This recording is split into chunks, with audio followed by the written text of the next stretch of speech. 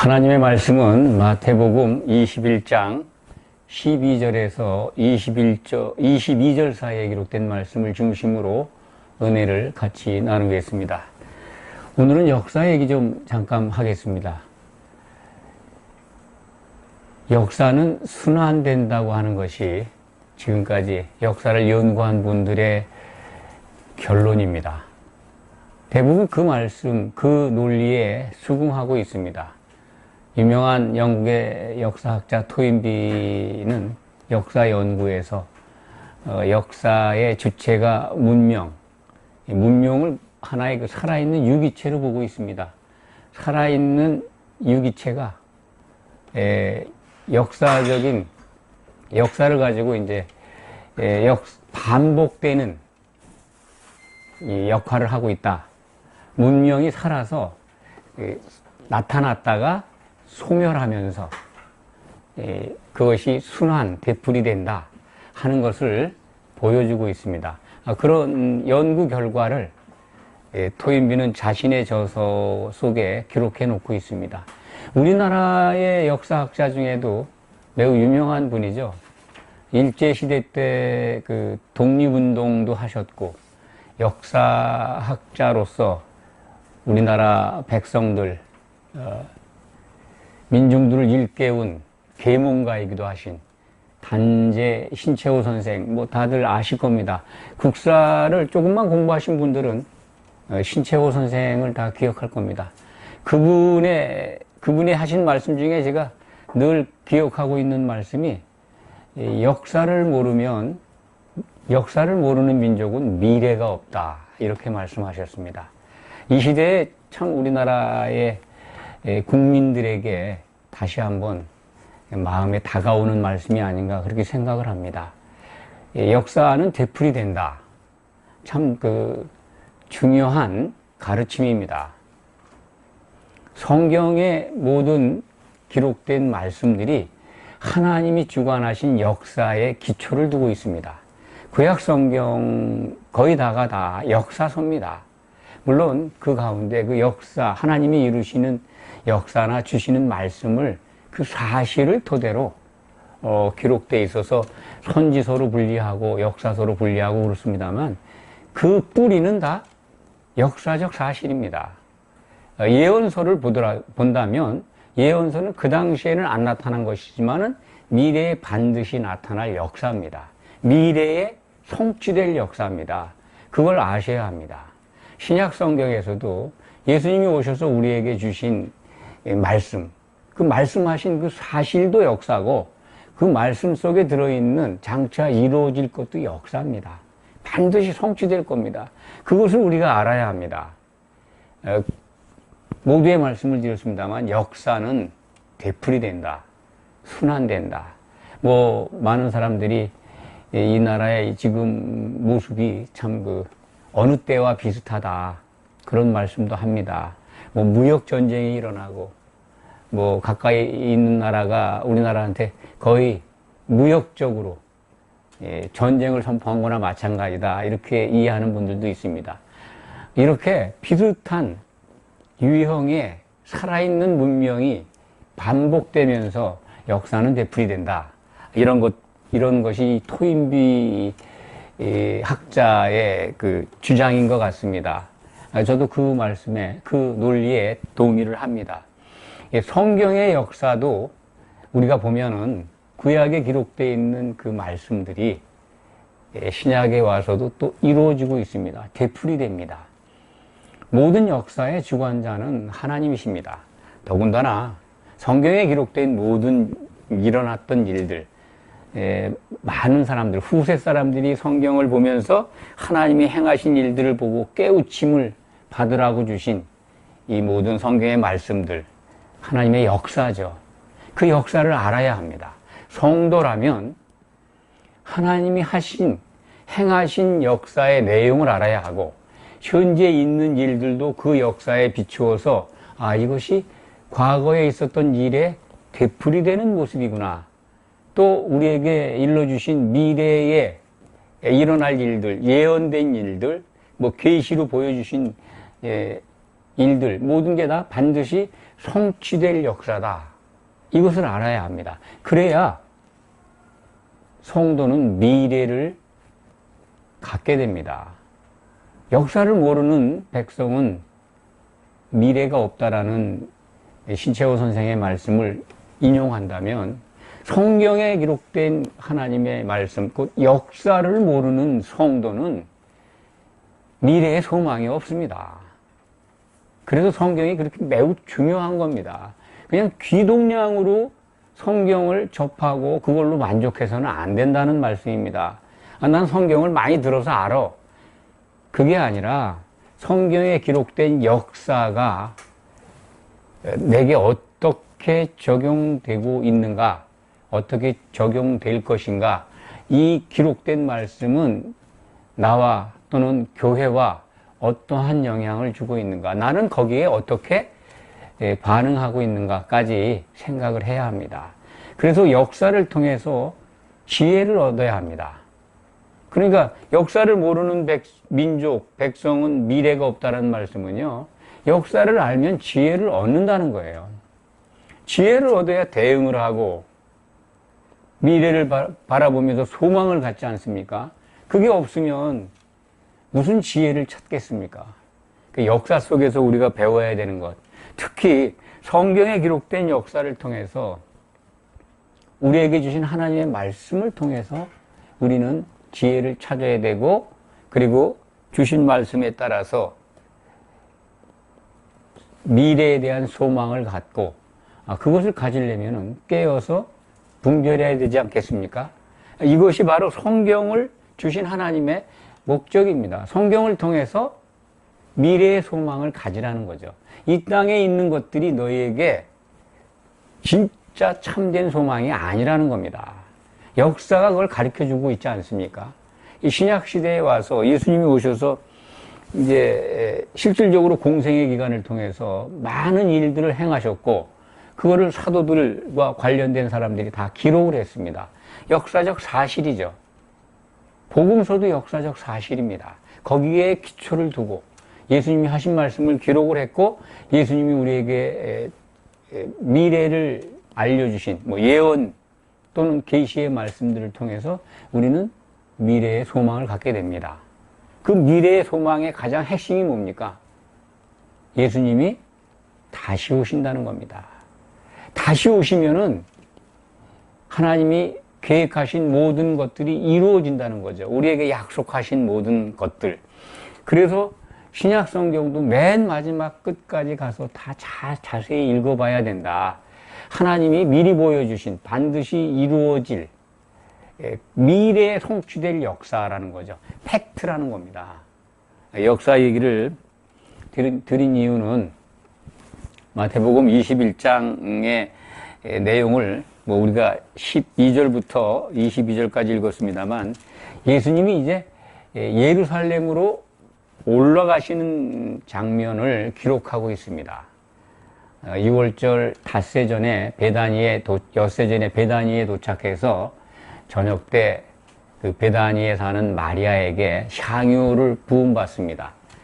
기름을 부음받았다고 하는 것은 이게 하나님께 바쳐질 제물이다. 제물은 기름을 바르잖아요. 기름 발라가지고 이제 번제를 드리는데, 예수님이 바로 그 하나님께 바쳐질 흠이 없는 어린 양이라는 것을 복음서는 그 마리아의 그 행위를 통해서 그것을 우리로 하여금 알게 합니다. 그 다음날 마태복음 21장 1절에 보면 이제 예루살렘을 향해서 가기 전에 나귀를, 제자들을 보내가지고 나귀를 끌어오라 그러죠. 예수님은 그 나귀를 타고 예루살렘으로 입성을 하십니다. 오늘은 이제 이 12절의 말씀은 그 예루살렘에 입성한 날, 그 다음 날로 우리가 생각을 할 수 있습니다. 그 다음 날이라고 저는 보는데, 당일날일 수도 있고요. 당일날로 보는 게 맞겠습니다. 12절에 보면 이제 성전에 올라가시죠. 나귀 타고 예루살렘에 입성해서 성전에 올라가십니다. 입성하실 때는 호산나, 호산나 하고 많은 그 그 예루살렘이 아주 소동을 했다라는 표현이 있습니다. 마태복음 21장 11절에 보면 온 성이 소동을 벌였다. 그러니까 이 기간이 이제 예수님이 율법에 따라서 흠이 없는 어린 양으로 점검받는 기간이다. 그런 것을 성경은 우리에게 암시해주고 있습니다. 아니, 알려주고 있는 거죠.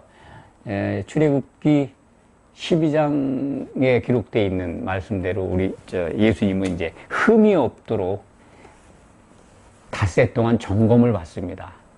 그 기간이라고 보시면 됩니다. 그때 성전에 올라가셨을 때 예수님이 아주 야단을 치시죠. 좀 인간적으로 생각하면 화를 내십니다. 성전 뜰에 아주 장사하는 사람들이 진을 치고 있는 것 같습니다. 오늘 말씀을 보면 그래요. 성전 앞에 장사하는 사람들이 판을 벌리고 있어요. 장터가 되어 있는 겁니다. 장마당이 되어 있습니다. 그럼 여기 보면은 이 18절에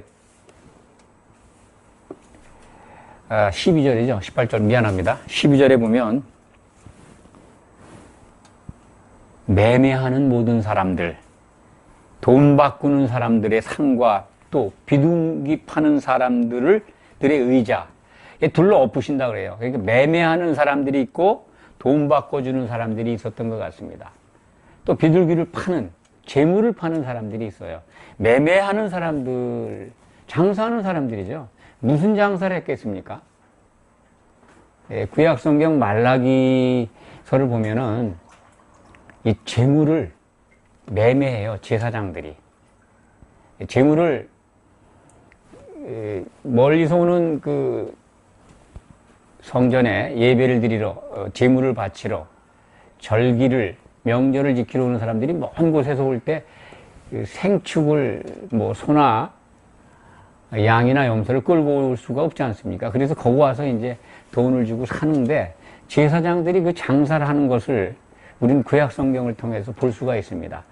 온당하게 장사하는 게 아니라 아주 좋은 그 번제물, 그 생축을 좋은 값을 받고 좋은 가축의 값을 받고 실질적으로 번제에 바치는 그 재물은 병들고 눈먼들고 이런 것들이 바쳐집니다. 그런 걸 볼 때 정말 이 강도와 같은 일을 했다. 바꿔치기 하는 거죠. 좋은 생축 값을 냈는데, 번제물 값을 냈는데 아주 가짜 상품, 그러니까 뭐 정품 값을 받고 가짜 상품을 파는 것과 똑같은 거죠. 그렇게 속이는, 예수님이 이 성전 뜰에서 장사하는 사람들을 향해서 강도의 소굴을 만들었다라는 말씀을 13절에 하셨습니다. 강도의 소굴을 이라고 하신 말씀을 보면 아마 그렇게 강도와 같이 뭘 매매를 하고 이 사고 파는데 정상적인 상거래를 하는 게 아니라 속였다 하는 거죠. 강도라는 게 뭡니까? 강제로 빼앗는 행위, 도둑인데 몰래 들어와서 뭐 도둑질하는 도둑과는 좀 다르죠. 도둑은 도둑인데 아주 강제로 뺏는다는 겁니다. 소굴이라는 말은 우리가 이제 소굴 그러면 본거지, 우리말로 따지면 아마 본거지라는 말이 적절할 것 같습니다. 강도들이 그냥 털을 잡고 사는 곳, 성전 뜰이 그렇게 변해 있는 걸 알 수가 있습니다. 참 우리가 생각해도 상상할 수가 없는데 예수님이 오셨을 그 당시에 헤롯 성전 앞에는 그런 풍경이 실질적으로 존재했다는 겁니다. 이게 팩트입니다. 역사적 사실이에요. 그리고 구약 성경 속에서, 구약 성경의 맨 마지막 책인 말라기에는 이러한 일들이, 대제사장들이 이런 행위를 하고 있어요. 이때도 제가 볼 때는 대제사장들이 매매하고 뭐 그러지는 않았을지라도 그들과 결탁을 해서 그들에게 이권을 받아서 장사하지 않았겠나, 그런 생각을 합니다. 그러면 이 시대의 성전인, 구약의 건물 성전이 아니고 지금은 이제 예수님의 몸인 교회. 이 교회는 어떠한가 한번 그 구약의 역사적 사실과 예수님 당시에 일어났던 그 역사의 내용과 이 시대의 교회의 모습은 어떤가 한번 우리가 한번 비교하면서 적용해 볼 필요가 있지 않겠습니까? 오늘날 교회는 실질적으로 교회에서 뭐 장사하는 사람이 있습니까? 뭐 물건을 좋은 물건을 값을 받고 나쁜 물건 가짜를 파는 사람들이 있겠습니까? 교회에서 무슨 이렇게 장터처럼 뭘 매매하거나 그런 풍경은 없을 겁니다. 오히려 바자회를 하고 또 불의술 돕고 무슨 이런 구제를 위해서 하는 행사는 있지만 교회 본연의 교회 안에 이렇게 강도와 같은 장사를 하는 모습은 없습니다. 눈에 보이는. 그런데 정말 강도와 같은 일들이 일어난다고 생각 들지 않습니까? 그것은 전에도 여러 번 말씀을 드렸습니다만 다른 게 강도가 아닙니다. 신약시대에 교회 안에 강도가 있다면 그것은 배후가 뻔합니다.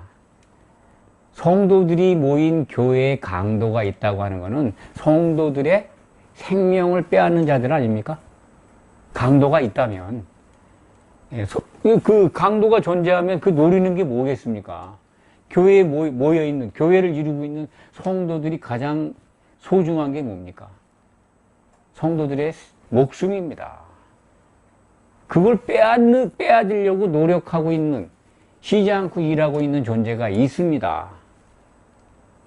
그렇게 쓰임받는, 자칭 선지자라고 하는 사람들, 자칭 교사라고 하는 사람들이 실질적으로 교회에 존재하지 않습니까? 요한계시록 2장으로 기억이 되는데요. 두아디라 교회에 주신 말씀 가운데 자칭 선지자 이세벨이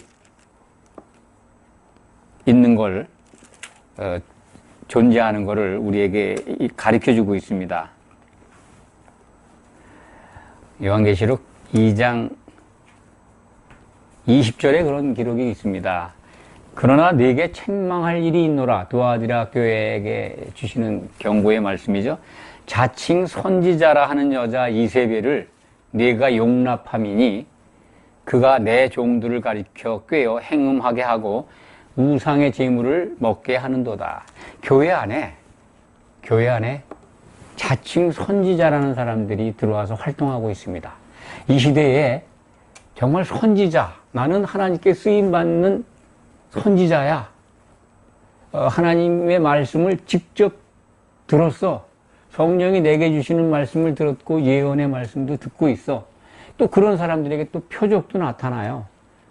한마디로 말해서 두아디라 교회에 나타난 자칭 선지자 이세벨이라고 이제 구약 시대 북이스라엘의 아합 왕의 왕비가 되죠. 시돈의 왕, 이방 나라의 왕의 딸입니다. 그 여자가 북이스라엘의 바알신을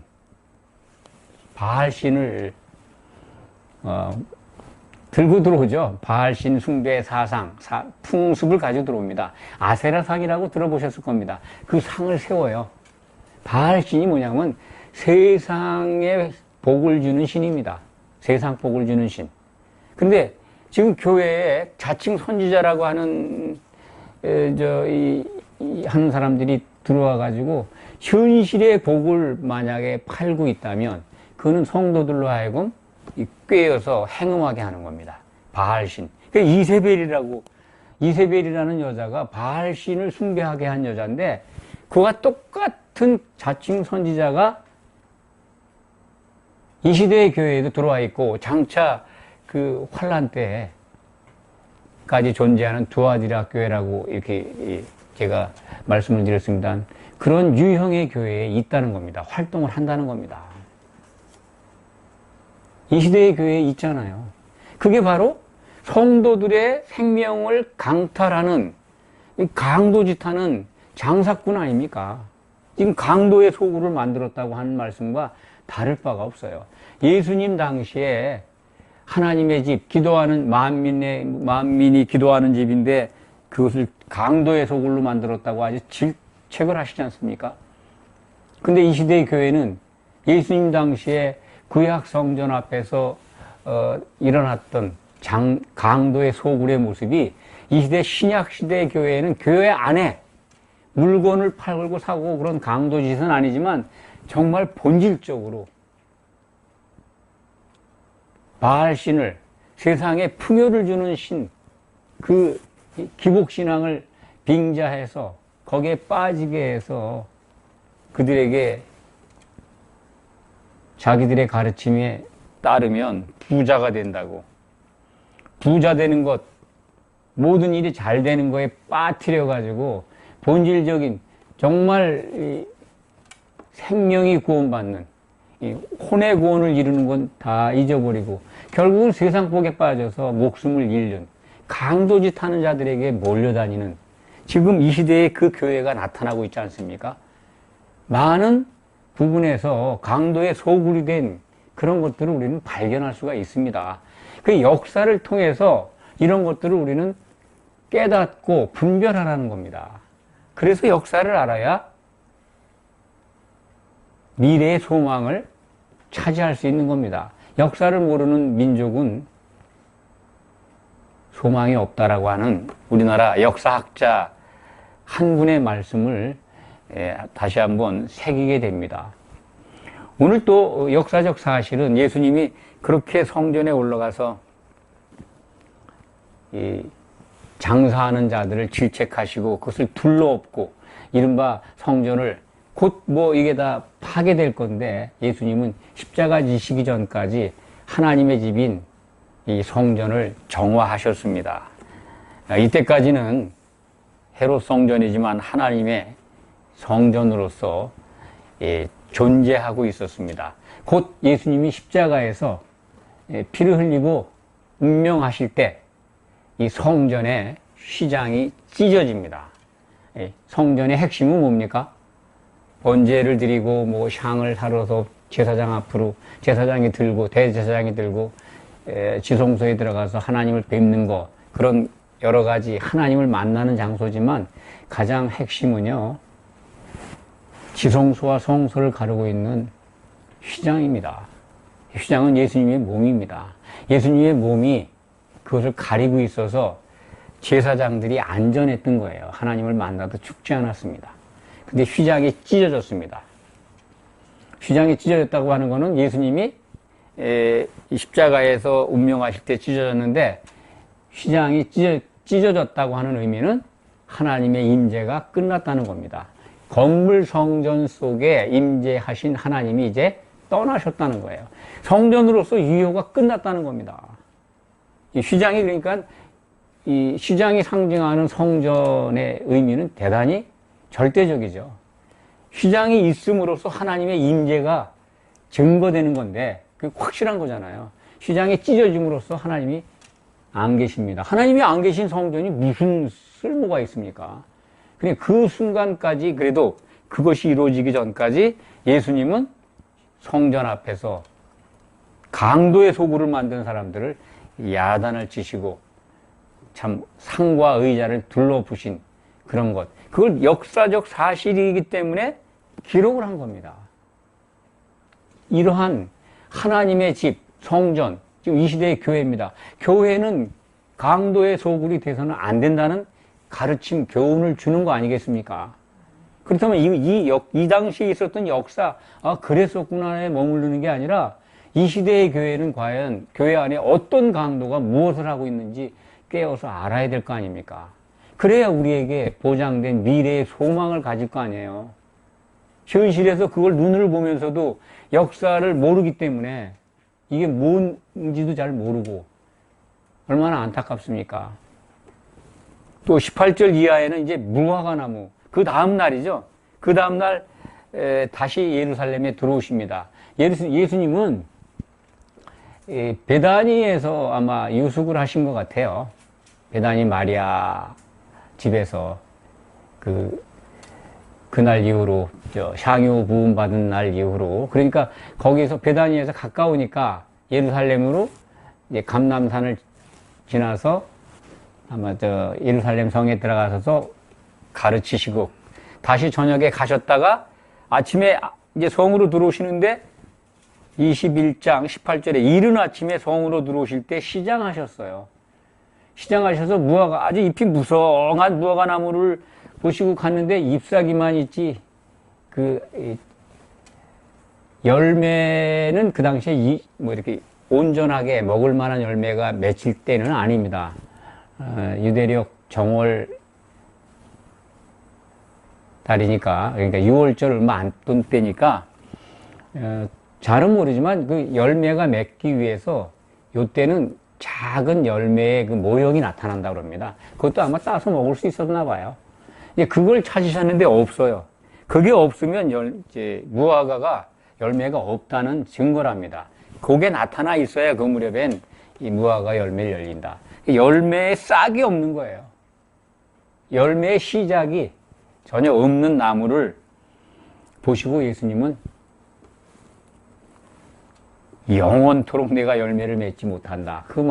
그 저주를 했는데, 마가복음에 보면은, 이 순간에 이게 곧 말랐다고, 마태복음은 곧 말랐다라고 표현이 되어 있는데, 마가복음은 그 식차가 있습니다. 저녁 때 나가면서 볼 때 말랐더라. 그래서 베드로가 물어보죠. 어찌해서 이 나무가 말랐냐고 하니까 21절의 말씀이 예수님이 하신 말씀입니다. 무화과 나무가 마른 이유를 설명을 하지 않으시고 믿음에 대해서 가르치십니다. 이 무화과 나무 마른 것을 많은 사람들이 이제 무화과 나무는 이스라엘을 상징하니까요. 구약 성경 속에서 이스라엘을 상징하는 나무가 또 몇 가지 있습니다. 나무도 있고 무화과나무, 올리브나무에 이제 기름이죠. 그 다음에 포도나무, 이것을 이제 이스라엘을 상징하는 3대 나무라고 그러는데, 이 무화과나무가 말라버렸다 하는 것은 이제 이스라엘 사람들, 그 당시 유대인들의 그 행위만 남아있는 종교 생활의 믿음, 그것을 질책하신 것이다. 이렇게 이해를 합니다. 아주 하나님이라고 하는 분으로부터 이제 선민으로 택한 유대인들은 자부심이 대단했습니다. 그래서 성전은 자기네 나라만 있는 거니까 얼마나 프라이드가 컸겠습니까? 그런데 그들은 이제 하나님을 섬긴다고 하는데 율법적인 행위로, 종교 의식으로는 아주 열심으로 하나님을 모셨는데 정말 열매는 없었다는 거예요. 잎사귀만 무성해요. 잎사귀만 무성한 신앙. 종교적 열심은 차고도 넘치는 겁니다. 그 세상 민족 가운데 누가 이스라엘 민족처럼 성전에 가서 하나님을 그렇게 지극정성 제사를 모시면서 섬겼습니까? 근데 예수님 보시기에는 열매 없는 종교 행위라는 겁니다. 그러한 종교적 열심으로 행하는 하나님을 향한 믿음, 이제 다 소용이 없다 하시는, 한마디로 말해서 이 끝이 났다, 그런 선언입니다. 무화과나무가 말라버리잖아요. 이것도 또 우리가 한번 이 시대에 우리들이 몸담고 있는 교회와 적용해 볼 필요가 있습니다. 얼마나 교회들이 잎이 무성합니까? 한마디로 정말 알곡신자라고 하는 분들이 모인 훌륭한 교회도 많이 있습니다만, 그렇지 않고 표적과 이적과 또는 이 거짓 선동에 의해서 폭발적으로 부흥하고, 한마디로 말해서 잎사귀만 무성한 교회가 참 많습니다. 열매가 없다는 거죠. 그것을 우리는 오늘 말씀을 통해서도 지혜를 갖고 한번 바라봐야 합니다. 이 시대에 존재합니다. 또 마지막 때 교회의 모습들을 보여주신 요한계시록 2장 3장 속에서도 이 잎사귀만 무성한 교회, 그들이 어떻게 어떤 운명을 갖고 어떤 환란을 겪어야 되는지를 우리에게 보여주고 있습니다. 거짓 선지자, 거짓 교사가 많은 성도들, 교회로 나온 모든 성도들을 이 이상한 논리로 하나님이 주신 말씀을 가지고 설교를 하고 그걸 가지고 가르치는데, 그게 아니라 이상하다라고 하는 거는 뭐 기복신앙적으로 또는 표적 병 고치고 낫는 거 참 중요하지만은요, 그게 본질은 아니지 않습니까? 근데 사람들은 그런 걸 너무 좋아해요. 그래서 잎사귀가, 무화과나무 잎사귀가 아주 그냥 정말 무성해요. 무성한데 들여다보니까 열매가 없더라. 그럼 어떻게 되겠습니까?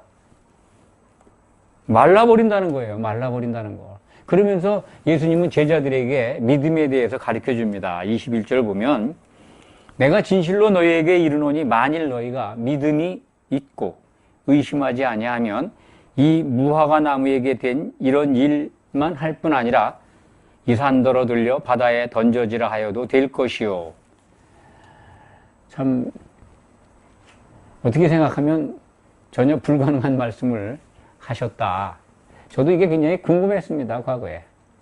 어떻게 의심하지 않고 믿으면 이 산이 던져져 바다에 옮겨질까? 참 이거 예수님 이거 어떤 의도일까 하고 궁금한 점이 많았습니다. 그 기간도 길었고요. 그런데 이걸 두 가지로 여러분들에게 한번 말씀드려 보겠습니다. 이 산이라고 하는 거는 지금 예수님이 어떤 산이겠어요? 이 산 그러면 이게 시온산에 있는, 성전이 시온산에 있지 않습니까? 시온산으로 가시는 길이죠. 또 뭐 감람산 지나서 시온산 가시는 거니까 성전을 가는 이 산더러 이 종교의 산이죠. 종교의 산. 또는 이 산이, 시온산이 상징하는 거는 신약시대에 예수님 오신 다음에는 이게 복음의 산입니다. 복음의 산. 그렇게 이해하시면 복음이 사도들을 통해서 세상에 퍼져나갈, 선포될 것을 말씀하신 것이다. 이렇게 보시는 분들도 있습니다. 저도 이것을 상당히 논리적으로 타당하다, 그렇게 이해를 합니다. 그러니까 복음이 세상을 향해서 던져지는 것, 이것을 말씀하신 것이고, 또 하나는 실질적으로 이 너희라고 하는 대상이요, 예수님이 이때는 12제자만 따라다녔습니다. 12제자 사도들입니다. 사도들에게 주신 말씀이에요. 이들을 통해서 복음이 세상에 던져지지 않습니까? 그리고 사도들이 이 말씀대로요, 이 말씀대로 예수님이 재림하실 때 예수님 보좌에 같이 앉아서, 12보좌에 앉아서 12지파를, 이스라엘 12지파를 심판하는데, 그 심판의 내용 가운데 타락한 교회인 바벨론, 큰성 바벨론을 바다에 던져요. 물론 이제 한 힘센 천사가 바다에 던집니다. 타락한 교회를. 입만 무성한 교회, 강도의 소굴이 된 교회를 바다에 던지는 장면이 요한계시록 18장 21절에 기록이 되어 있습니다. 물론 예수님의 모습을 한 천사가 큰성 바벨론 교회를 바다에 던집니다. 바다라는 거에 대한 말씀을 전에 많이 드렸습니다. 요한계시록에서 바다는 불 섞인 유리바다입니다. 불이 섞여 있는 감옥입니다. 천년 감옥이라고 합니다. 지옥입니다. 그렇기 때문에 예수님이 오시는 다시 오실 때 이루어지는 그리스도의 심판 때에서 바다에 던져지는 판결을 받습니다. 이때 심판관들이 누구냐면 사도들입니다. 예수님의 보좌, 12보좌에 앉아서 이스라엘 12지파, 곧 예수 그리스도를 믿었던 성도들, 교회들을 심판합니다. 그게 이루어지잖아요. 지금 그 제자들한테, 사도들한테 너희가 믿음이 있고 의심하지 아니하면 이 무화과 나무에게 된 이런 일만 할 뿐 아니라 이 산더러 들려 바다에 던져지라 하여도 될 것이다. 이것이 이루어지는 겁니다. 이 산이라고 하는 것은 종교의 도시, 이 시온산과 같이 그 당시에 타락한 종교의 도시, 곧 타락한 교회들의 집합체인 큰 성 바벨론이 진짜 바다에 던져지는 거예요. 이 일이 일어납니다. 그러면 이해가 가시겠습니까? 이들은 예수님이 부활 승천하신 다음에 성령 강림 속에서 성령을 받은 다음에 이들은 예수님의 그리스도의 믿음을 받았고 그 이후로 전혀 의심하지 않았어요. 그들의 기도가 이루어지는 겁니다. 그러니까 시온산, 종교의 산, 타락한 종교 도시 큰 성 바벨론이 바다에 던져집니다. 이게 이루어집니다.